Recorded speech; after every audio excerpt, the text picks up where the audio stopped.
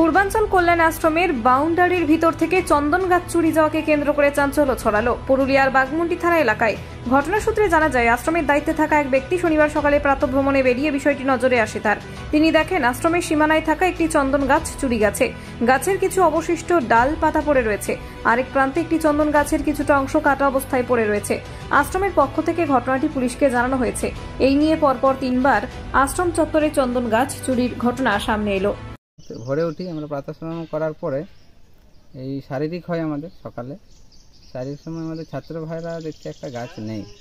এই গাছ কাটা দেখে বাউন্ডারির ধারে দেখছে এই পালিয়েছে।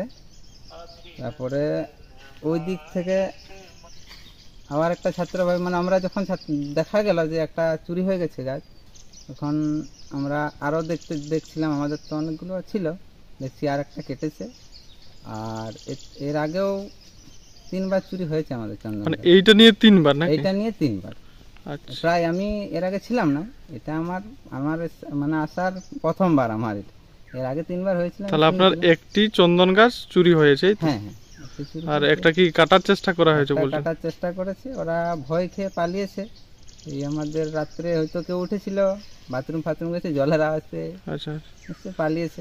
বিষয়টা বাগমুন্ডি থানাতে জানানো হয়েছে? জানানো হয়েছে, গেছিলাম আমরা, আমাদের সমিতির অভিভাবকরাও গেছিলেন, আমাদের সুশীলদা, জয়ন্তদা, শ্রীকান্তদা, আর আমি গেছিলাম। একাধিকবার চুরির ঘটনা, তো কোথাও আতঙ্ক বা? এটা আতঙ্ক তো বটেই, এটা তো সম্পত্তিটা তো আমাদের, বা এটা তো সম্পত্তি তো সবার, জনসাধারণ সবাই। যদি এরকম যদি হয় তা আমরা তো অবশ্যই আতঙ্ক থাকে। যেমন এটার ব্যবস্থা হয়, প্রশাসনের কাছেও আমাদের আবেদন রইল, ওনারা যেন এই বিষয়টা দেখেন। কি নাম আপনার? বিকাশ মাহাতো। আপনি কি দায়িত্বে আছেন এখন? এই ছাত্রাবাসের সহ হিসাবে প্রমুখ আছেন রাজুদা। চুরিটা কোথায় হয়েছে? চুরিটা এইখানে, ওই আমাদের কল্যাণ আশ্রম নাকি? পূর্বাঞ্চল কল্যাণ আশ্রম।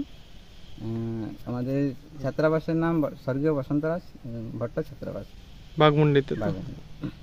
Bureau report, Bengal views.